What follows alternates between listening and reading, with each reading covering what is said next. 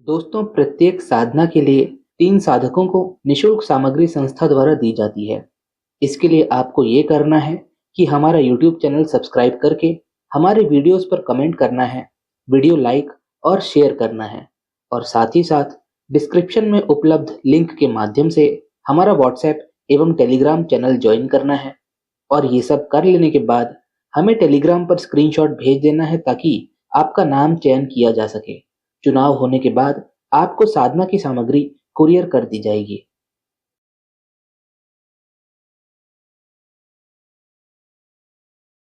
नमस्कार, आप सभी का स्वागत है हमारे चैनल अद्भुत राजसिक साधनाएं में।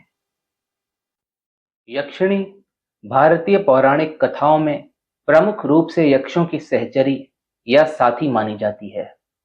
यक्ष और यक्षिणी दोनों एक व्यापक वर्ग के प्रकृति देवताओं का हिस्सा हैं, जिन्हें यक्ष कहा जाता है।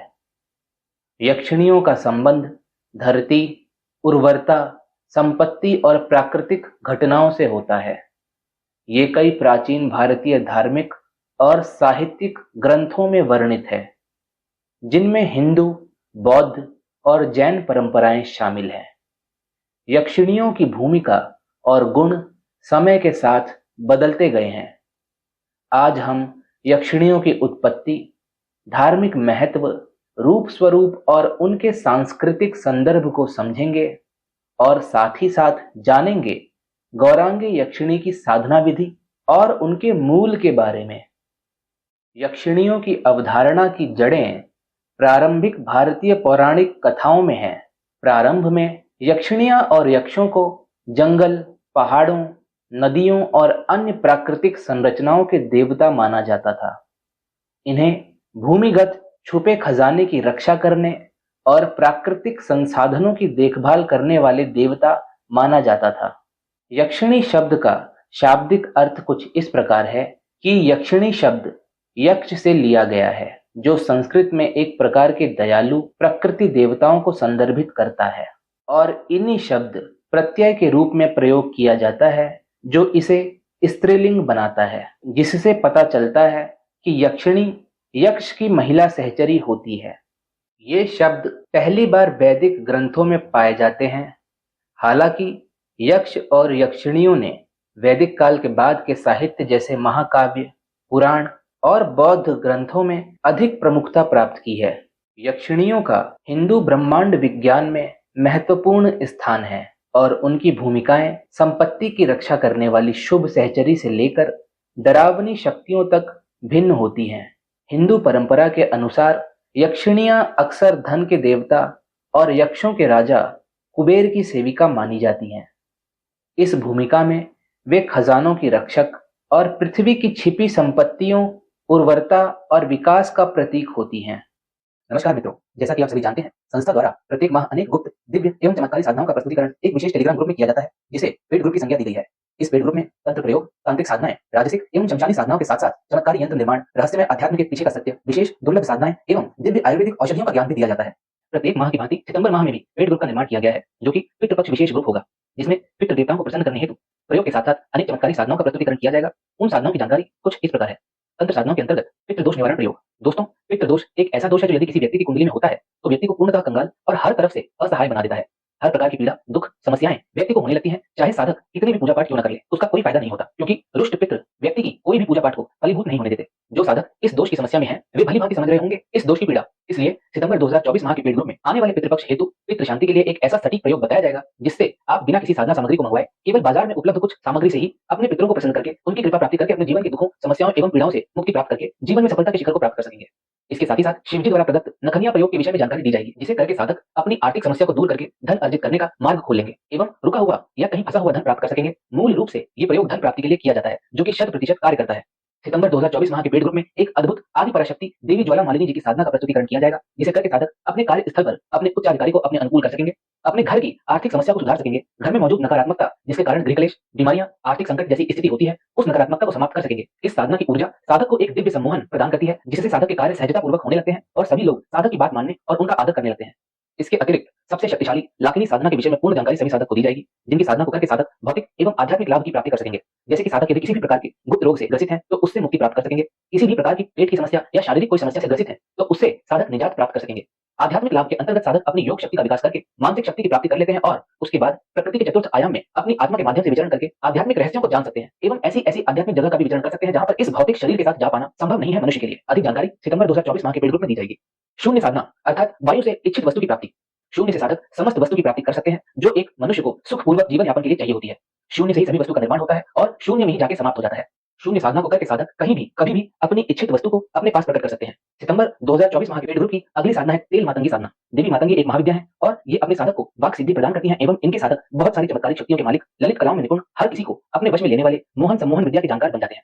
लेकिन तेल मातंगी साधना के माध्यम से साधक किसी का भी भूत, वर्तमान एवं भविष्य देखने की विलक्षण शक्ति को प्राप्त कर लेते हैं। इसके बाद साधक से किसी भी काल का कोई भेद अछूता नहीं रह जाता। कौन किस समय कहाँ है, क्या कर रहा है, कहाँ को जा रहा है, साधक को सब ज्ञात हो जाता है। किसी भी खोए हुए व्यक्ति का पता लगाना, कब क्या घटना घटने वाली है, इसकी जानकारी करके बहुत सारे लोगों की सहायता की जा सकती है इस साधना के माध्यम से। इसके अतिरिक्त माता मेलडी की साधना का प्रस्तुतिकरण भी पेड ग्रुप में किया जाएगा और इनके विषय में पूर्ण जानकारी भी आपको सितंबर पेड ग्रुप में दी जाएगी। बहुत सारी महिलाएं संस्था में संपर्क करती हैं कि कोई ऐसी साधना दीजिए जिससे शारीरिक सौंदर्य की प्राप्ति हो सके, शरीर के लटके हुए अंग चुस्त दुरुस्त हो सके, शारीरिक गठन अच्छा हो जाए इत्यादि। इसके लिए महिलाओं के लिए रात्रिक साधना के अंतर्गत कामदेव साधना का प्रस्तुतिकरण पेड ग्रुप में किया जाएगा, जिसे करके महिलाएं एक अद्भुत सौंदर्य को प्राप्त कर सकेंगी, शारीरिक गठन शीघ्रता से चुस्त होने लगेगा, झुर्रियां गायब होने लगेंगी, झूला हुआ शरीर पुनः युवावस्था की भांति हो जाएगा और शरीर का कायाकल्प हो जाएगा और महिलाएं एक अद्भुत यौवन ऊर्जा को अपने अंदर अनुभव करने लगेंगी। इस साधना से महिलाओं का यौवन हमेशा बना रहता है और वे हमेशा स्वस्थ रहती हैं। इच्छुक महिलाएं इस साधना को करके अपनी इन सभी समस्याओं का निदान प्राप्त कर सकती हैं और कामदेव को सिद्ध करके रति सुख का आनंद प्राप्त कर सकती हैं। और जब पुरुष इस साधना को करते हैं तो पुरुषों में यौन रोग की समाप्ति होती है, पौरुष बल की वृद्धि होती है, साधक तेजोमय हो जाते हैं और रूपवान होने लगते हैं, लिंग में सुडौलता आने लगती है एवं लिंग का आकार बढ़ जाता है, पुरुष के संभोग करने का समय बढ़ जाता है, अर्थात पुरुष भी इस साधना को करके बहुत सारे लाभ प्राप्त कर सकते हैं। राजसिक साधना के अंतर्गत कामदेव साधना के साथ ही साथ पुष्प देहा अप्सरा साधना की पूर्ण परीक्षित विधि प्रस्तुत की जाएगी। मित्रों, अप्सरा साधना अपने आप में ही एक अद्भुत और आनंददायक साधना है। इस साधना में एक साधारण मनुष्य को ऐसे ऐसे चमत्कारी लाभ मिलते हैं कि साधक हैरान रह जाते हैं। जीवन की उदासीनता दूर हो जाती है, जीवन में प्रसन्नता का आगमन हो जाता है, मनुष्य हर क्षेत्र में सफलता प्राप्त करने लग जाता है। इसके साथ ही साथ आध्यात्मिक पथ पर भी अग्रसर होने लगता है। पुष्प देहा अप्सरा एक अत्यंत ही कोमल अप्सरा है जिसका शरीर पुष्प की ही भांति अति कोमल एवं नाजुक है, अति सुंदर, उत्तेजना को जागृत करने वाली सुगंध को लिए हुए, मादकता को अपने अंदर समेटे हुए ये अप्सरा यदि किसी भी मनुष्य के समक्ष आ जाए तो मनुष्य स्तंभित हो जाए, ऐसा स्वयं महर्षि विश्वामित्र का कथन है। अधिक जानकारी सितंबर 2024 माह के पेड ग्रुप में प्रस्तुत की जाएगी। तामसिक साधना के अंतर्गत मायोंग की प्रचंड जादूगरनी क्रिया बंगालन द्वारा दी गई एक अत्यंत ही तीक्ष्ण एवं आसुरी साधना भैंसासुर की साधना सभी के समक्ष रखी जाएगी, जिसके माध्यम से साधक अपने शत्रुओं का नाश कर सकेंगे। नाश अर्थात अपरोक्ष मारण। भैंसासुर विद्या मायोंग की विद्या है जो कि अति तामसिक, तीक्ष्ण एवं उग्र है, लेकिन केवल उनके लिए जो इनके साधक को परेशान करते हैं और इनके साधक को नुकसान पहुंचाने की योजना बनाते रहते हैं। भैंसासुर अपने साधक से एकदम मित्र स्वरूप ही व्यवहार करते हैं एवं सदैव साधक की सुरक्षा के साथ साथ साधक की कामना की भी पूर्ति करते हैं। साधक को किसी भी वस्तु विशेष की यदि आवश्यकता होती है तो वे किसी न किसी माध्यम से साधक को उस वस्तु की प्राप्ति करवा देते हैं। षटकर्म भैंसासुर के लिए एक साधारण क्रिया है। इसी के साथ साथ तांत्रिक साधना के अंतर्गत भूत को वशीकृत करने की भी साधना की प्रस्तुति की जाएगी, जिसे प्रत्यक्ष करके आप उससे अपने मनचाहे कार्य ले सकते हैं। इसके विषय में आपको पूरी जानकारी पेड ग्रुप में दी जाएगी। यंत्र निर्माण के अंतर्गत संकटों से निकलने हेतु संकट मोचन यंत्र की निर्माण विधि, नजर दोष से निजात पाने के लिए नजर यंत्र एवं चक्र यंत्र की निर्माण विधि सिखाई जाएगी। इसी के साथ साथ शक्तिपीठ के रहस्य को उजागर किया जाएगा और गीता श्लोक 6 की आध्यात्मिक व्याख्या की जानकारी पेड ग्रुप में जुड़े हुए सभी साधक जान सकेंगे। क्रिया योग एवं योग निद्रा वाले भाग में क्रिया योग से मिलने वाली शक्ति को किस तरह से साधक उपयोग करेंगे ये बताया जाएगा और साथ ही साथ महाअवतार बाबा जी और लाहिड़ी महाशय जी के बीच हुई कुछ रहस्यमय एवं गुप्त बातों की जानकारी भी सभी के समक्ष रखी जाएगी। मित्रों, सितंबर 2024 माह के पेड ग्रुप में आयुर्वेद तंत्र के अंतर्गत आंख के चमत्कारों के विषय में भी ज्ञान दिया जाएगा एवं पलाश की शक्ति और धतूरे से वशीकरण कैसे किया जाता है ये भी सिखाया जाएगा। इसके अतिरिक्त किसी मनुष्य के मस्तिष्क में मृत्यु का भय डालकर उसे मानसिक रूप से कैसे असंतुलित किया जाता है इसका टोना भी बताया जाएगा और एक प्रकार की भस्म बनाने की विधि का टोटका बताया जाएगा, जिससे आप किसी का भी पूर्ण सम्मोहन कर सकेंगे। सबसे अंत में विशेष साधना के अंतर्गत कुछ अद्भुत साधनाओं की प्रस्तुति की जाएगी, जिनमें से एक साधना है नरहंस योगिनी जी की साधना। ये योगिनी माता महाकाली की सबसे प्रिय योगिनियों में से एक है और ये सदैव महाकाली की सेवा में रहती हैं। ये अपने साधक को वो हर एक लाभ प्रदान कर सकती हैं जो स्वयं महाविद्या माता महाकाली एक साधक को दे सकती हैं। इनकी साधना को करके साधक महाकाली के समीप आने लगते हैं और उनके भी प्रिय हो जाते हैं। इनके विषय में कुछ गुप्त एवं गूढ़ जानकारी पेड ग्रुप में उपलब्ध करा दी जाएगी। इसके साथ ही साथ विशेष साधना के अंतर्गत नाहर सिंह वीर की साधना की पूरी परीक्षित विधि बताई जाएगी। जैसा कि हमने अगस्त 2024 माह के पेड ग्रुप में बाबा बड़भाग जी की साधना बताई थी और उस साधना में हमने नाहर सिंह वीर जिंद का भी जिक्र किया था। ये साधना उसी शक्ति की साधना है जो कि अति शक्तिशाली है। दोस्तों, विशेष साधना में इसके अतिरिक्त एक और गुप्त साधना दी जाएगी जो अभी हाल ही में परीक्षित हुई है और इसकी जानकारी आपको सीधे सितंबर माह के पेड ग्रुप में ही दी जाएगी। आप सभी अपने जीवन में चल रही समस्याओं से निदान के लिए और अपने जीवन कल्याण हेतु सितंबर माह के पेड ग्रुप में जुड़कर अपने अनुकूल साधनाओं को अवश्य करें और स्वयं से जीवन में चमत्कारिक सकारात्मक परिणामों को देखें। आप सभी का तंत्र जगत में स्वागत है। नमस्कार एवं धन्यवाद। कुबेर, जिन्हें धन के भगवान के रूप में जाना जाता है, कैलाश पर्वत पर निवास करते हैं और उनका राज्य अलका, जिसे अलकापुरी भी कहा जाता है, यक्षों और यक्षिणियों द्वारा सुरक्षित है। ये यक्षिणियां कुबेर की सहायता करती हैं और धन की रक्षा करती हैं। इस तरह यक्षिणियों को समृद्धि और भौतिक भलाई को बढ़ावा देने वाली शुभ आकृतियों के रूप में देखा जाता है। हालांकि यक्षिणियों को अक्सर सौम्य और आकर्षक रूप में दर्शाया गया है, उनका एक डरावना और भयानक पहलू भी है। कुछ कहानियों में यक्षिणियों को भूत प्रेत या अलौकिक शक्तियों से युक्त शक्तिशाली प्राणियों के रूप में दिखाया गया है। जो दुर्भावनापूर्ण कार्य कर सकती हैं। कुछ लोक परंपराओं में यक्षिणियों को खतरनाक मोहक आत्माओं के रूप में देखा जाता है, जो मनुष्यों को फंसा सकती हैं या नुकसान पहुंचा सकती हैं। ये द्वैत स्वभाव संपत्ति और इच्छाओं के दोहरे स्वभाव को दर्शाता है, जो समृद्धि या विनाश की ओर ले जा सकते हैं। आप सभी ने पाया होगा कि पिछले कुछ वर्षों में कलाकार, बड़े व्यापारी, राजनीतिज्ञ एवं अन्य विशेष पद पर सम्मानित मनुष्य माता बगलामुखी के दरबार में जाते हैं और उनकी वहां से चित्र आदि का प्रसारण भी सोशल मीडिया पर करते हैं। माता के आशीर्वाद से कितने मनुष्य आज उच्च पद पर व्याप्त हैं, इसका कोई अनुमान भी नहीं लगा सकता है। और यही कारण है कि माता की शक्ति को हर एक व्यक्ति को अपने अंदर समाहित करना अत्यंत आवश्यक है, क्योंकि इस काल में माता की ऊर्जा ही पार लगाएगी और माता से ही प्रार्थना करके इस अकारण समस्या युक्त जीवन की नाव पार लगेगी। माता बगलामुखी मंदिर में साप्ताहिक हवन।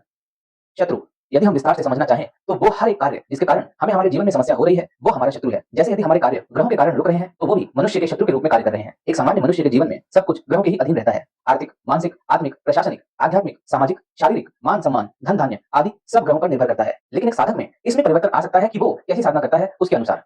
लेकिन माता महाविद्या का आशीर्वाद जितना आवश्यक है उतना शायद ही कुछ और हो। माता की कृपा से मनुष्य अपने संपूर्ण शत्रु का नाश करता है और उसकी समस्याएं एकाएक समाप्त हो जाती हैं। ये विशेष रूप से उन साधकों हेतु सुविधा है जो साधक स्वयं से जब तक आदि करने में असमर्थ हैं और वह चाहते हैं कि उनके लिए इस विशेष हवन का आयोजन उनके जीवन लाभ हेतु किसी विशेष महाविद्या स्थान पर होए। माता बगलामुखी मंदिर नलखेड़ा मध्य प्रदेश में माता का शक्तिपीठ है और यहाँ विशेष रूप से नाना प्रकार की औषधियों से हवन संपन्न किया जाता है। ये पूर्ण प्रक्रिया माता के मंदिर के प्रांगण में ही होती है, जिसका स्वरूप अत्यंत सिद्धिदायक होता है और इस अद्भुत हवन से मनुष्य सीधे माता से जुड़ पाता है और अपने जीवन में उन सभी सकारात्मक ऊर्जाओं को प्राप्त करता है जिससे उसके जीवन में नित्य पल उन्नति होती रहे और वह समस्त शिखर की प्राप्ति करे। माता का आशीर्वाद साधक अनेक रूप में प्राप्त कर सकते हैं, जैसे जप के माध्यम से, क्रिया के माध्यम से, स्वयं के हवन के माध्यम से, प्रसाद के माध्यम से, दर्शन के माध्यम से एवं किसी अन्य व्यक्ति द्वारा माता के स्थान पर विशेष हवन के माध्यम से, जो कि आप सभी के लिए संस्था द्वारा संपन्न करवाया जा रहा है। वह साधक जो अपने जीवन में पूर्ण उन्नति की कामना करते हैं वह माता के शक्तिपीठ में प्रत्येक सप्ताह होने वाले इस विशेष हवन में नामांकन करवा सकते हैं। लेकिन हवन के लिए कुछ नियम है जिनका पालन करना आवश्यक है। प्रत्येक साधक हेतु न्यूनतम 12 हवन आवश्यक है। जब साधक स्वयं से हवन करते हैं ऐसी स्थिति में साधक को न्यूनतम 4 हवन करने आवश्यक होते हैं, लेकिन जब कोई अन्य करता है तो कम से कम 64 हवन आवश्यक है। लेकिन क्योंकि ये हवन माता महाविद्या शक्तिपीठ के प्रांगण में हो रहा है इसलिए न्यूनतम 12 हवन आवश्यक है। साधक को 12 हवन हेतु धनराशि एक साथ जमा करना आवश्यक है। हवन दो प्रकार के किए जाएंगे, एक साधक विशेष, दूसरा सामूहिक रूप से। साधक विशेष हवन में साधक के लिए कुछ संख्या में जप किया जाएगा, उसके बाद हवन किया जाएगा। सामूहिक में सिर्फ हवन किया जाएगा जिसमें अनेक साधक हेतु एक साथ हवन होगा। ये साधक के ऊपर निर्भर करता है कि वह किसमें नामांकन करवाना चाहते हैं। यदि कोई साधक विशेष हवन करवाना चाहते हैं व्यक्तिगत रूप से निश्चित पुरुष चरण के साथ, जैसे कुछ निर्धारित जप संख्या में, ये भी सुविधा उपलब्ध हो जाएगी। धनराशि, ये हवन दिन अनुसार नहीं होगा, ये मुहूर्त अनुसार होगा, इसलिए कोई दिन निर्धारित नहीं हो सकता है इसमें कि प्रत्येक रविवार या सोमवार यह हवन होगा, लेकिन सप्ताह में एक दिन यह हवन होगा, ये तय है। सामूहिक हवन एवं साधक विशेष हवन की निर्धारित धनराशि क्या रखी गई है इसकी जानकारी आप हमारे टेलीग्राम चैनल पर पोस्ट की गई सूचना के माध्यम से प्राप्त कर सकते हैं। यक्षिणियों का चित्रण उस परंपरा या ग्रंथ के अनुसार भिन्न हो सकता है जिसमें उनका उल्लेख किया गया है। हिंदू धर्म में यक्षिणियां अक्सर सुंदर और अलौकिक स्त्रियों के रूप में दर्शाई जाती हैं, जिन्हें अप्सराओं अर्थात स्वर्गीय नर्तकियों के समान माना जाता है। बौद्ध और जैन परंपराओं में भी यक्षिणियां दिखाई देती हैं, लेकिन उनकी भूमिकाएं थोड़ी अलग हो सकती हैं। यक्षिणियों को अक्सर असाधारण रूप से सुंदर महिलाओं के रूप में चित्रित किया जाता है। प्रारंभिक कला और मूर्तिकाल में उन्हें मातृ रूप के साथ दर्शाया गया है, जो उर्वरता और समृद्धि का प्रतीक है। यक्षिणियों की कला विशेष रूप से प्रारंभिक भारतीय मूर्तिकला परंपरा में आदर्श स्त्री रूप का प्रतिनिधित्व करती है, जिसमें घुमावदार शरीर, भरे हुए स्तन और कोमल चेहरे होते हैं। ये शारीरिक चित्रण प्राचीन भारतीय सौंदर्य के आदर्शों के अनुरूप हैं और विभिन्न मंदिर स्थलों पर देखे जा सकते हैं। यक्षिणियों की प्रसिद्ध मूर्तियां सांची स्तूप, भरहुत और अजंता गुफाओं जैसे स्थलों पर देखी जा सकती हैं, जो आम युग की प्रारंभिक शताब्दियों की है। ये यक्षिणियां अक्सर उर्वरता और जीवंतता के भाव में वृक्षों के नीचे या पवित्र जलाशयों के पास खड़ी होती हैं, जिससे उनका संबंध प्रकृति और जीवन शक्ति से जुड़ता है। यक्षिणियां विशेष रूप से प्रारंभिक भारतीय कला और वास्तुकला में वृक्षों के साथ जुड़ी हुई होती है। ये माना जाता है कि वे वृक्षों में निवास करती हैं, जो उन्हें उर्वरता, प्रकृति और वनस्पति से जोड़ता है। वृक्ष देवता की प्राचीन मान्यता यक्षिणियों के इस रूप को दर्शाती है। मित्रों, बौद्ध धर्म में भी यक्षिणियों के विषय में जानकारी मिलती है और बौद्ध परंपराओं में भी यक्षिणियों की शक्ति का उल्लेख किया गया है, जो कि भारतीय पौराणिक ग्रंथों में वर्णित यक्षिणी की छवि से काफी मिलता जुलता है, लेकिन फिर भी थोड़ा अलग है। बौद्ध ग्रंथों में यक्षिणियां प्रमुखता से दिखाई देती हैं और उन्हें बुद्ध और उनकी शिक्षाओं की रक्षक माना जाता है। हालांकि बौद्ध धर्म में उनकी भूमिका हिंदू धर्म की तुलना में कम द्वैध है। वे अब भी अपनी सकारात्मक और भयावह दोनों विशेषताओं को बनाए रखती हैं। कुछ मामलों में यक्षिणियां बौद्ध मठवासी समुदाय की सहायता करने वाली सेविकाएं मानी जाती हैं। वहीं अन्य मामलों में वे शक्तिशाली बलों के रूप में दिखाई देती हैं, जो प्राकृतिक तत्वों पर नियंत्रण करने और अलौकिक कृत्य करने में सक्षम होती हैं। अर्थात वे अपनी शक्तियों के बल से आकाश तत्व, वायु तत्व, अग्नि तत्व, जल तत्व एवं पृथ्वी तत्व को अलौकिक रूप से नियंत्रित कर सकने में सक्षम हैं एवं इस कार्य में यक्षिणियों को महारथ प्राप्त है। वज्रयान बौद्ध धर्म और यक्षिणियां। मित्रों, वज्रयान बौद्ध धर्म में यक्षिणियों का क्या महत्व है, ये जानने से पूर्व आपको ये जानना अति आवश्यक है कि वज्रयान बौद्ध धर्म क्या है। वज्रयान बौद्ध धर्म महायान बौद्ध धर्म से लगभग 7वीं सदी ईस्वी में भारत में विकसित हुआ। ये बाद में तिब्बत में फैल गया और वहां का प्रमुख बौद्ध धर्म बन गया। वज्रयान मानता है कि विशेष साधनाओं का उपयोग करके एक ही जीवन में ज्ञान की प्राप्ति की जा सकती है। ये साधनाएं गुप्त मानी जाती हैं और गुरु द्वारा साधक को सौंपी जाती हैं। वज्रयान का अंतिम लक्ष्य बुद्धत्व यानी कि ज्ञान की प्राप्ति होता है, एक ऐसी अवस्था जिसमें व्यक्ति सभी दुखों से मुक्त हो जाता है और दूसरों को भी प्रबुद्धता प्राप्त करने में सहायता कर सकता है। वज्रयान बौद्ध धर्म का प्रमुख सिद्धांत तंत्र है। बौद्ध धर्म में तंत्र ऐसी तकनीकों या अनुष्ठानों को संदर्भित करता है जो साधक के मन और शरीर को जल्दी से प्रबुद्धता प्राप्त करने के लिए बदल सकते हैं। साधक पवित्र ध्वनियां अर्थात मंत्र, हस्त संकेत अर्थात मुद्राएं एवं पवित्र चित्र अर्थात मंडल का उपयोग मन को केंद्रित करने और दिव्य शक्तियों से जुड़ने के लिए करते हैं।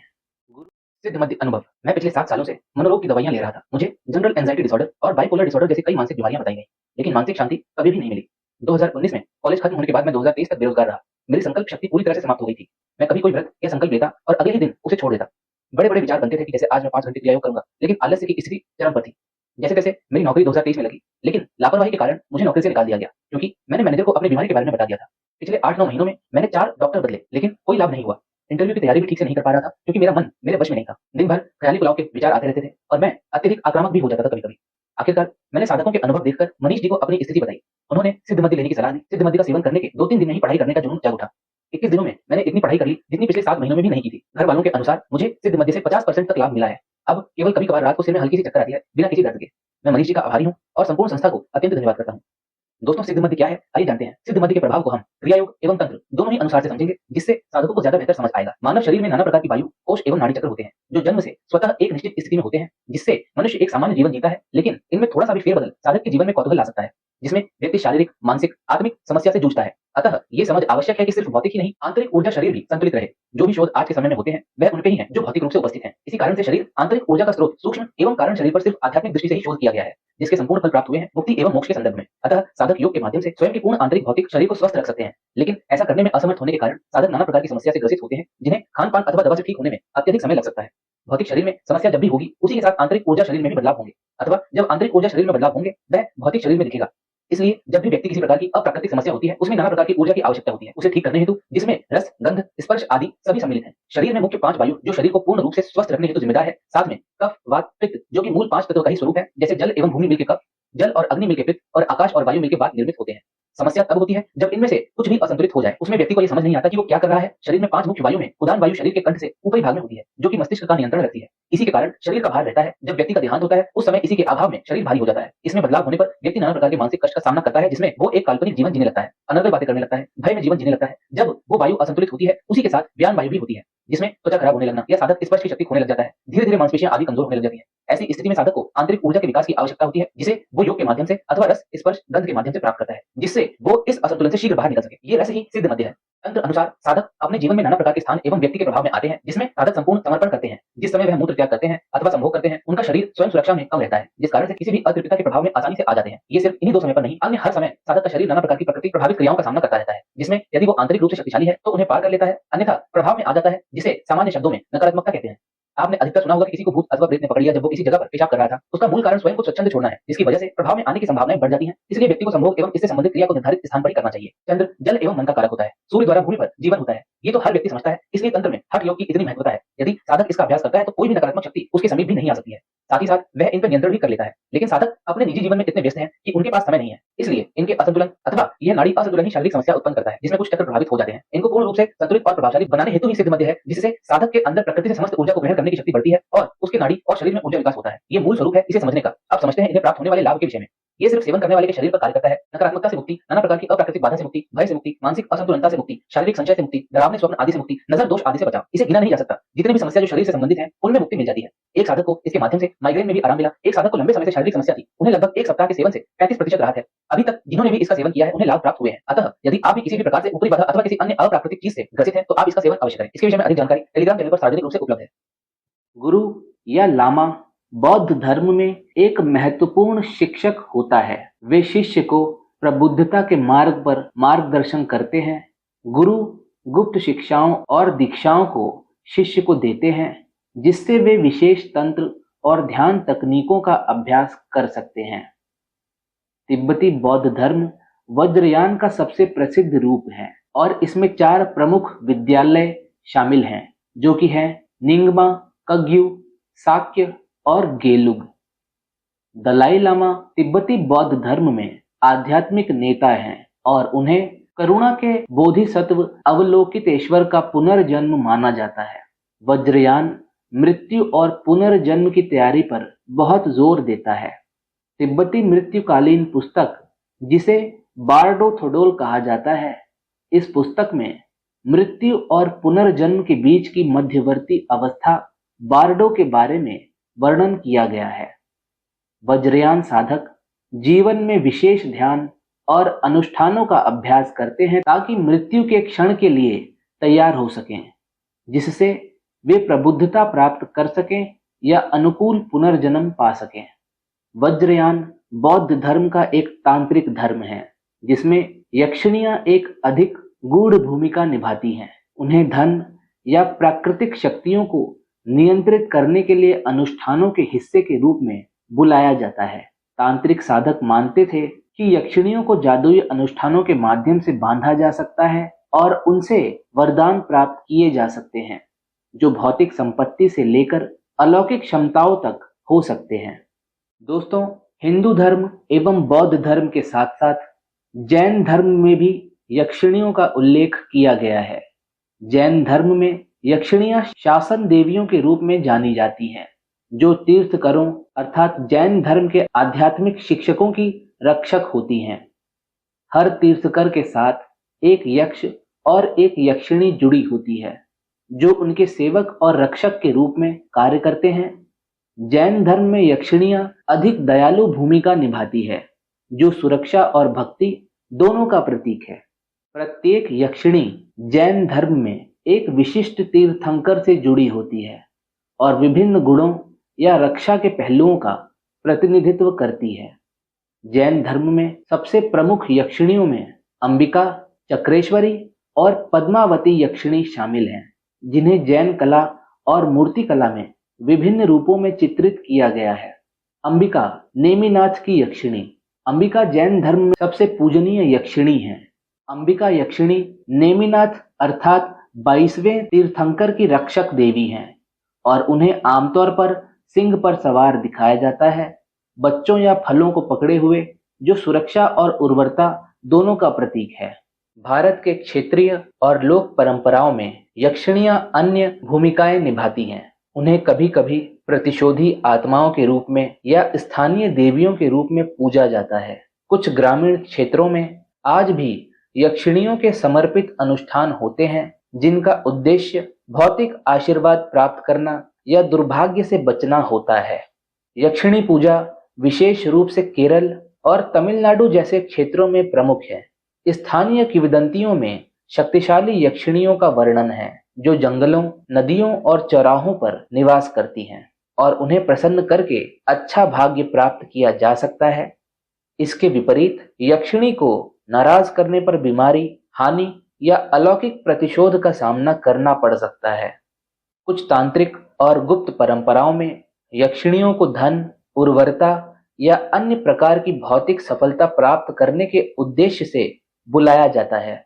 इन अनुष्ठानों में जटिल मंत्र, यंत्र और बलिदान शामिल होते हैं जो यक्षिणी की कृपा प्राप्त करने के लिए किए जाते हैं। जीवन की सुरक्षा सभी का अधिकार एवं धर्म है। इसलिए हर व्यक्ति अपनी और अपने परिवार की शारीरिक सुरक्षा हेतु न्यूनतम वस्त्र, भोजन, आश्रय इसकी व्यवस्था सर्वप्रथम करते हैं। उसके बाद की सुरक्षा में स्वास्थ्य सर्वोपरि है, क्योंकि जब शरीर होगा तभी अन्य सुरक्षा की आवश्यकता होगी। मनुष्य बड़ी से बड़ी समस्या आसानी से काट सकता है अगर उसका शरीर स्वस्थ है और मस्तिष्क सही दिशा में कार्य कर रहा है। यही मनुष्य की स्वाभाविक स्थिति है। क्या वर्तमान समय में ऐसा हो रहा है? ईर्ष्या और अहंकार से डूबता हुआ मनुष्य सर्वप्रथम अपनी बुद्धि और विवेक खोता है, उसके बाद अपने इस शरीर को और साथ ही अपनी अर्जित संपत्ति को। लेकिन इस सत्य को स्वीकार करने में अभी भी मनुष्य को काफी समय लग सकता है। तंत्र विद्या इस तन के हेतु आवश्यक है, जिससे मनुष्य अपने जीवन को सुखमय बना सके। लेकिन आज के समय में तंत्र का प्रयोग खुद के लाभ से अधिक दूसरों को हानि पहुंचाने में किया जा रहा है, जो कि अत्यंत पीड़ादायक और कष्टकारी है। जब मनुष्य इससे ग्रसित होता है, उसके बाद वो अपने मस्तिष्क का सही उपयोग न कर पाने के कारण हमेशा हानि को ही प्राप्त करता है। वही हानि आर्थिक, मानसिक, शारीरिक, आत्मिक, आध्यात्मिक, व्यापारिक किसी भी क्षेत्र में हो सकती है। भौतिक शरीर की सुरक्षा करने में मनुष्य स्वयं से समर्थ है, लेकिन जो आंतरिक ऊर्जा है उसकी सुरक्षा हेतु मनुष्य समय निकाल नहीं पाते, अथवा यदि निकाल भी पाते हैं तो सही विधि के अभाव में उनको उसका लाभ नहीं प्राप्त हो पाता। आंतरिक ऊर्जा की सुरक्षा हेतु जप, तप, हवन, ध्यान क्रियाएं आदि प्रतिदिन आवश्यक है, लेकिन समय के अभाव में मनुष्य जो सर्वाधिक आवश्यक है सर्वप्रथम उनसे ही दूरी करता है, क्योंकि इनका असर तुरंत नहीं दिखता और इस समय काल में मनुष्य को सब कुछ तुरंत चाहिए। आंतरिक ऊर्जा पर प्रभाव अतिरिक्त शक्तियों के माध्यम से होता है, जो कि किसी भी प्रकार से प्रभाव कर सकती है। स्पर्श, किसी चीज को आपके शरीर से स्पर्श करवा दिया जाएगा। रस, कुछ आपके भोजन पदार्थ में मिला के आपको खिला दिया गया हो। गंध, किसी भी प्रकार का परफ्यूम अथवा धुआं करके गंध बनाई गई हो। रूप, कोई चीज आपको ऐसी दिखा दी जाए जो अप्राकृतिक हो। ध्वनि, कुछ शब्द ऐसे आपको सुना दिए जाए। आकाश अथवा वायु, यह तंत्र का अति प्रचंड विज्ञान है, जिसमें कोई व्यक्ति एक जगह बैठे बैठे आपके शरीर पर नियंत्रण कर लेता है। ये वो मुख्य माध्यम है जिनसे साधक अर्श से फर्श पर आ सकते हैं। इनके अलावा भी अनेक माध्यम है जिनसे आंतरिक शरीर कमजोर होने लगता है। उदाहरण हेतु ग्रहों का प्रतिकूल प्रभाव, कुल देवी देवता का रुष्ट हो जाना, ग्राम देवी देवता का अप्रसन्न रहना, अपने इष्ट की सेवा न करना इत्यादि। इन सभी से होने वाले प्रभाव में साधक कैसी परेशानियां झेलते हैं, ये मैं आपको कम से कम शब्दों में समझाने का प्रयत्न कर रहा हूँ। आर्थिक समस्याएं, नौकरी, व्यापार में हानि आदि होती रहती है। शारीरिक समस्याएं, बीमारियां उत्पन्न होना, आंतरिक शरीर कमजोर होना। मानसिक समस्याएं, विचारों में डूबे रहना, भ्रम अथवा भय की स्थिति बने रहना। आध्यात्मिक समस्याएं, पूजा पाठ में मन न लगना, ईश्वर से विरोध करना। ऐसी अनेक समस्याएं जो आंतरिक शरीर से संबंधित है, लेकिन उनका प्रभाव भौतिक शरीर पर आता है। अतः यदि आंतरिक शरीर को हम भौतिक रूप से सुरक्षा प्रदान कर दें तो इस समस्या से भी मुक्ति मिल सकती है। इसके लिए तंत्र एवं इस संपूर्ण सृष्टि के महागुरु भगवान शिव द्वारा दिए गए रुद्राक्ष का विशेष रक्षा आवरण का निर्माण सावन माह में गुप्त रूप से किया गया है, जिससे इन सभी समस्याओं से पूर्ण सुरक्षा की संभावना है। जिसका निर्माण विशेष रुद्राक्ष के समूह से बनाया गया है, जिससे ये स्त्री पुरुष सभी को लाभ प्रदान करे। इसे छोटे बच्चे से बड़े बूढ़े सभी धारण कर सकते हैं। इस रक्षा आवरण को वे साधक भी धारण कर सकते हैं जो अपने जीवन में बताई गई समस्याओं से सुरक्षा चाहते हैं, अर्थात कि भविष्य में उन्हें ऐसी कोई भी समस्या का सामना न करना पड़े। अधिक जानकारी टेलीग्राम चैनल पर उपलब्ध। भारतीय पौराणिक कथाओं में विभिन्न प्रकार की यक्षिणियां हैं जिन्हें विभिन्न प्रकारों में वर्गीकृत किया गया है। प्रत्येक यक्षिणी की अपनी अलग अलग व्यक्तित्व, शक्ति और कथा होती है। भारतीय पौराणिक कथाओं के अनुसार कुछ प्रमुख यक्षिणियां इस प्रकार से हैं। कामेश्वरी यक्षिणी। कामेश्वरी यक्षिणी प्रेम, इच्छा और आकर्षण से जुड़ी हुई है। कामेश्वरी शब्द काम से लिया गया है, जिसका अर्थ है इच्छा, खासकर शारीरिक प्रेम। प्राचीन परंपराओं में उन्हें ऐसे अनुष्ठानों में बुलाया जाता है जो आकर्षण, रिश्तों और भावनात्मक या शारीरिक इच्छाओं को पूरा करने से संबंधित होता है।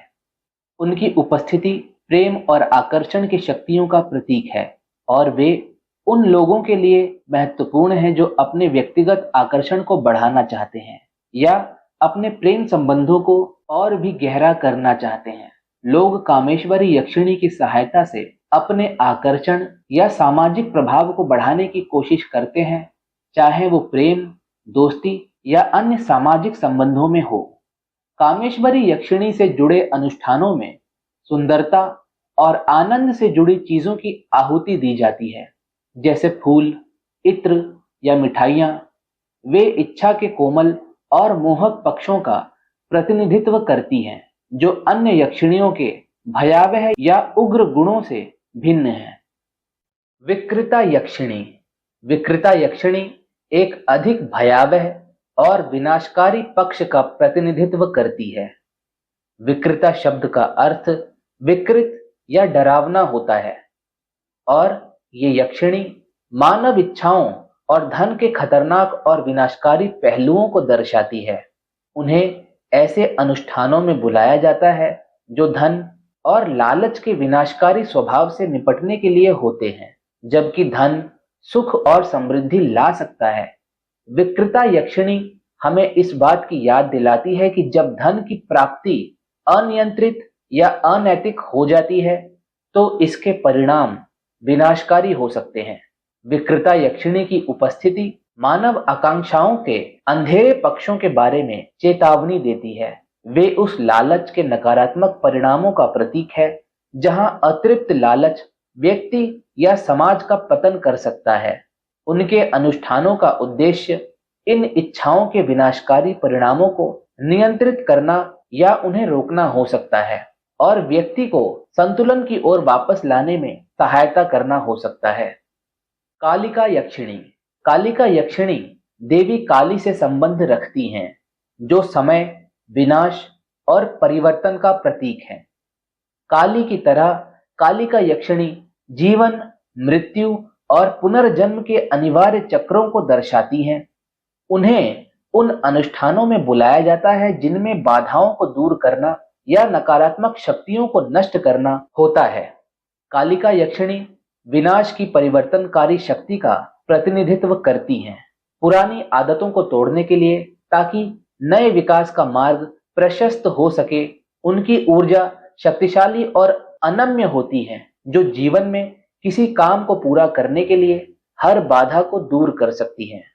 मान्यता के अनुसार कालिका यक्षिणी का समय से संबंध हमें ये याद दिलाता है कि जीवन की हर एक चीज अस्थायी है, चाहे वो अच्छी हो या बुरी। कालिका यक्षिणी को तब बुलाया जाता है जब किसी को अपने भीतर गहरे परिवर्तन की आवश्यकता होती है, पुराने विश्वासों को नष्ट करना या बड़े संकटों को पार करना होता है। वे जीवन की अराजकता से निपटने में मार्गदर्शक के रूप में शक्तिशाली ऊर्जा प्रदान करती है। शंखिनी यक्षिणी।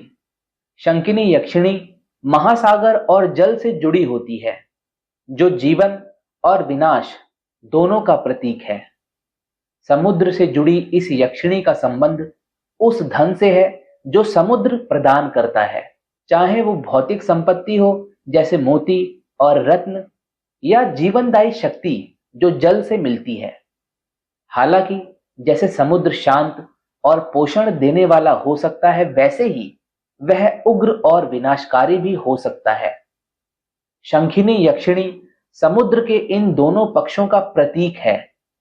उन्हें प्राकृतिक शक्तियों से जुड़े अनुष्ठानों में बुलाया जाता है, विशेष रूप से उन अनुष्ठानों में जो संपन्नता, उर्वरता और प्रकृति की अनिश्चित शक्ति से संबंधित होते हैं। कुछ परंपराओं में उन्हें नाविकों और समुद्र के किनारे रहने वाले लोगों की रक्षक माना जाता है, जो उन्हें सुरक्षा और मार्गदर्शन प्रदान करती हैं। शंखिनी यक्षिणी की ये द्वैतात्मक प्रकृति उन्हें समुद्र की शक्ति को साधने वालों के लिए एक महत्वपूर्ण आकृति बनाती है, चाहे वो इसकी पोषण शक्ति हो या विनाशकारी क्षमता। मनोहरा यक्षिणी। मनोहरा यक्षिणी सौंदर्य और आकर्षण का प्रतीक है। मनोहरा का अर्थ है मोहक या दिल जीतने वाली, जो उन्हें व्यक्तिगत करिश्मा और आकर्षण का प्रतीक बनाती है। उन्हें उन लोगों द्वारा बुलाया जाता है जो अपने रूप, सामाजिक आकर्षण या कुल मिलाकर चुंबकीय व्यक्तित्व को बढ़ाना चाहते हैं। ये यक्षिणी खासकर उन स्थितियों में महत्वपूर्ण होती है जहां किसी को अच्छा प्रभाव छोड़ना हो, चाहे वो प्रेम में हो, व्यापार में हो या सामाजिक संपर्कों में हो। वे आकर्षण की शक्ति का प्रतिनिधित्व करती हैं, न केवल प्रेम के अर्थ में, बल्कि किसी भी उद्देश्य के लिए, चाहे वह प्रेम, दोस्ती या प्रभाव हो। मनोहरा यक्षिणी से जुड़े अनुष्ठानों में सुंदरता और विलासिता से संबंधित चीजें दी जाती हैं, जैसे इत्र, अच्छे कपड़े या गहने। वे अपने भक्तों को वह आत्मविश्वास और आकर्षण प्रदान करती हैं जो उन्हें विभिन्न सामाजिक स्थितियों में सफल होने के लिए आवश्यक होता है, जिससे वे व्यक्तिगत सफलता और आकर्षण के मामलों में अत्यधिक सम्मानित होती हैं। चंडिका यक्षिणी। चंडिका यक्षिणी एक उग्र और रक्षक आकृति है। चंडिका शब्द चंडी से लिया गया है, जिसका अर्थ है उग्र या क्रोधित। उन्हें एक योद्धा यक्षिणी माना जाता है, जिन्हें शत्रुओं और दुष्ट आत्माओं से रक्षा के लिए बुलाया जाता है। चंडिका यक्षिणी अक्सर एक भयावह देवी के रूप में मानी जाती हैं, जो बुरी शक्तियों से लड़ती हैं। कई क्षेत्रों में उन्हें कमजोरी के रक्षक और नकारात्मक ऊर्जाओं को नष्ट करने वाली देवी के रूप में पूजा जाता है। लोग उन्हें तब बुलाते हैं जब वे खतरे में हों या जीवन में हानिकारक प्रभावों का सामना कर रहे हों। उनकी ऊर्जा तेज तीव्र होती है, जिससे वे संघर्ष या संकट के समय में एक शक्तिशाली सहयोगी बनती हैं। चंडिका यक्षिणी एक योद्धा की भावना का प्रतिनिधित्व करती हैं, जो हमेशा अपने भक्तों को हर प्रकार की हानि से बचाने के लिए तैयार रहती हैं। उन्हें विशेष रूप से उन क्षेत्रों में सम्मानित किया जाता है जहां दिव्य नारी की योद्धा भावना को पूजा जाता है, और वे सभी नकारात्मकता के खिलाफ एक रक्षक के रूप में मानी जाती हैं। तो दोस्तों, इस प्रकार से ये यक्षिणियां जीवन के विभिन्न पहलुओं का प्रतिनिधित्व करती हैं, जैसे प्रेम और सौंदर्य से लेकर विनाश और सुरक्षा तक। प्रत्येक यक्षिणी की अपनी विशिष्ट शक्तियां और गुण होते हैं, और भक्त उन्हें अपनी आवश्यकताओं और इच्छाओं के अनुसार बुलाते हैं, चाहे आकर्षण के लिए, चुनौतियों को पार करने के लिए या सुरक्षा के लिए। ये अद्भुत देवियां जीवन की जटिलताओं से निपटने में महत्वपूर्ण भूमिका निभाती हैं। यक्षिणियों का भारतीय संस्कृति, साहित्य और कला पर गहरा प्रभाव पड़ा है। इनकी उपस्थिति शास्त्रीय संस्कृत नाटकों, क्षेत्रीय लोक कथाओं और आधुनिक साहित्य में देखी जा सकती है। शास्त्रीय संस्कृत नाटकों में यक्षिणियों को अक्सर स्वर्गीय प्रेमियों या देवताओं की सेविकाओं के रूप में दर्शाया गया है। कालिदास के कार्यों, विशेष रूप से उनके प्रसिद्ध काव्य मेघदूत में यक्षों और यक्षिणियों का उल्लेख किया गया है। भारतीय लोक कथाओं में यक्षिणियां अक्सर ऐसी आत्माओं के रूप में दिखाई देती हैं जो मनुष्यों को मोहित या सहायता करती हैं। दक्षिण भारतीय कहानियों में यक्षिणियां अक्सर अलौकिक शक्तियों वाली मोहक महिलाओं के रूप में चित्रित की जाती हैं, जो या तो रक्षक होती हैं या खतरनाक। यक्षिणियां, जो भारतीय पौराणिक कथाओं में गहराई से निहित हैं, प्रकृति, संपत्ति, उर्वरता और अलौकिक शक्तियों के संगम का प्रतीक हैं। हिंदू, बौद्ध, जैन और लोक परंपराओं में उनकी भूमिकाएं और चित्रण विविध हैं, जो प्रकृति और इच्छाओं के पोषण और विनाशकारी दोनों पहलुओं को दर्शाती हैं। वे भारतीय कला, साहित्य और आध्यात्मिक प्रथाओं का एक आकर्षक विषय हैं, जो भौतिक समृद्धि और जीवन की इच्छाओं की अनिश्चितता का प्रतीक हैं। दोस्तों, आइए समझते हैं गौरांगी यक्षिणी साधना के विषय में। यदि लंबे समय से साधक माता महालक्ष्मी की उपासना कर रहे हैं, लेकिन उसके बावजूद भी धन के अभाव में हैं या ग्रह दोषों के कारण आपकी उपासना सफल नहीं हो पा रही है, तो ऐसे में साधक को गौरांगी यक्षिणी की ओर अपनी साधनात्मक ऊर्जा लगानी आवश्यक हो जाती है, क्योंकि गौरांगी यक्षिणी की साधना के माध्यम से साधक यदि विपरीत से विपरीत ग्रह दशा में भी हैं, तब भी इनकी साधना सफल होती है और एक बहुत ही कम समय में ये साधना सिद्ध हो जाती है। गौरांगी यक्षिणी को स्वयं दैत्य गुरु शुक्राचार्य जी से लक्ष्मी तुल्य होने का वरदान प्राप्त है। आइए जानते हैं कि ये सब कैसे हुआ और कैसे गौरांगी यक्षिणी लक्ष्मी तुल्य यक्षिणी बनी। गौरांगी नाम की एक राक्षसी वर्ग की अति निर्धन कन्या हुआ करती थी, जो अपनी निर्धनता से बहुत ही विचलित, दुखी और लाचार थी। दैत्य गुरु शुक्राचार्य जी ने जब उनकी यह हालत देखी, तो उन्होंने गौरांगी को माता महालक्ष्मी की उपासना करने को कहा और गौरांगी को दीक्षित करके माता महालक्ष्मी के गुप्त मंत्रों की साधना विधि देकर दैत्य गुरु शुक्राचार्य ने गौरांगी को महालक्ष्मी साधना करने का आदेश दिया। गौरांगी ने गुरुदेव के आदेश का पालन करते हुए माता महालक्ष्मी की साधना आरंभ कर दी।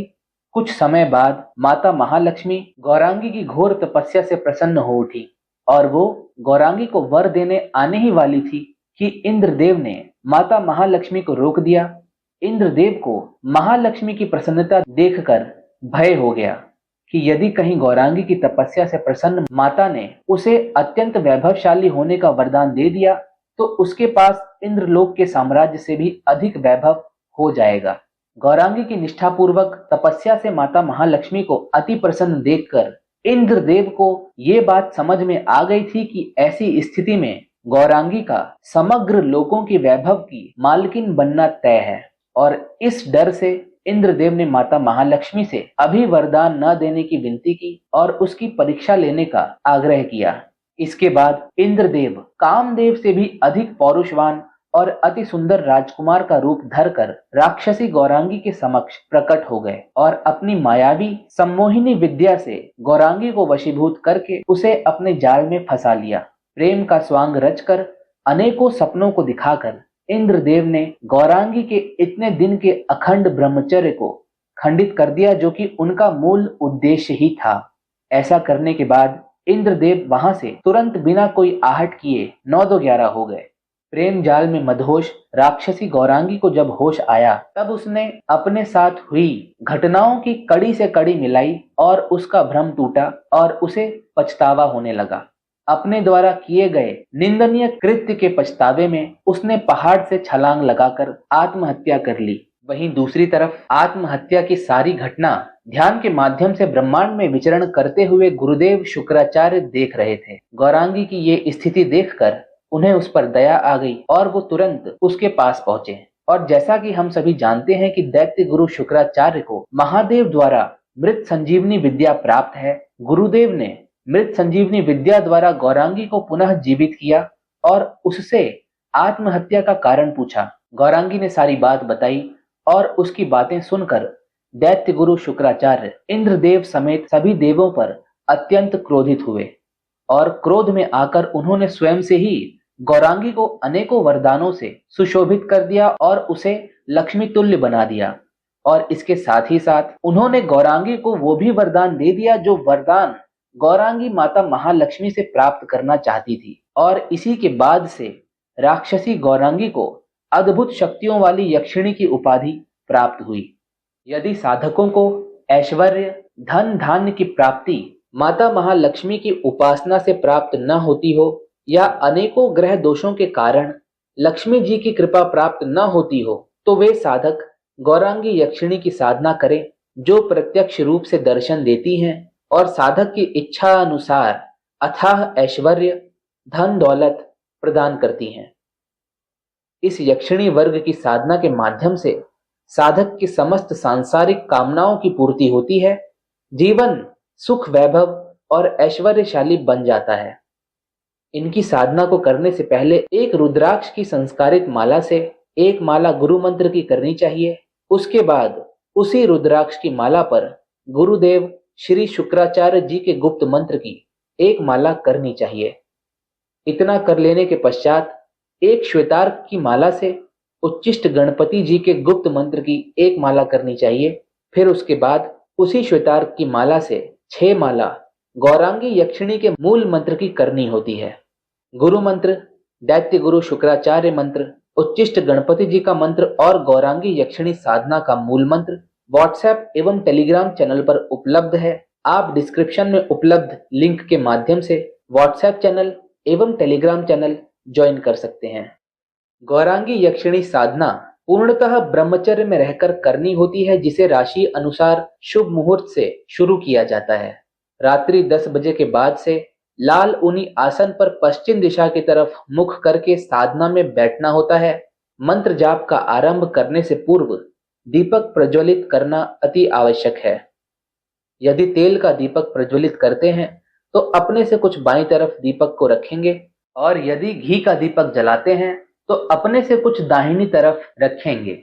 दीपक की लौ साधक की तरफ होनी चाहिए। ये मूल नियम है। इसे अच्छी तरह समझने के लिए मूल नियमों की तीनों वीडियो को पहले देखें। तीनों वीडियो का लिंक डिस्क्रिप्शन में उपलब्ध है। साधना स्थान बदलना वर्जित है, अर्थात साधना में स्थान परिवर्तन नहीं करना है। एक ही स्थान पर रहकर साधना पूरी करनी है। दिन में कहीं भी आ जा सकते हैं, लेकिन रात में पुनः आपको लौटकर वापस अपने साधना स्थल पर आके जाप करना होगा। यदि ऐसा संभव नहीं हो तो एक उच्चिष्ट गणपति तंत्र धारण कर ले, इससे स्थान परिवर्तन का दोष नहीं लगता है। साथ ही साथ उच्चिष्ट गणपति तंत्र धारण करने से साधक की साधना सफलता में तीव्रता देखने को मिलती है और सफलता और अधिक सुनिश्चित हो जाती है। साधना काल में गायत्री मंत्र जपना या अन्य कोई मंत्र जप न करें, किसी भी धार्मिक स्थल पर न जाएं, किसी भी प्रकार के पूजा पाठ का हिस्सा न बने, प्रसाद ग्रहण न करें, घर के मंदिर में भी पूजा पाठ न करें, अन्यथा सिद्धि नहीं मिलेगी। साधना खत्म होने के बाद ये सब कर सकते हैं। 33 दिन साधना करने के पश्चात श्वेतार्घ की माला को गणेश जी के मंदिर में जाकर के उनको समर्पित कर दें और उनसे साधना सफलता का आग्रह कर घर वापस लौट आएं। इस साधना में हवन नहीं करना है। साधना के बाद ध्यान करना अति आवश्यक है।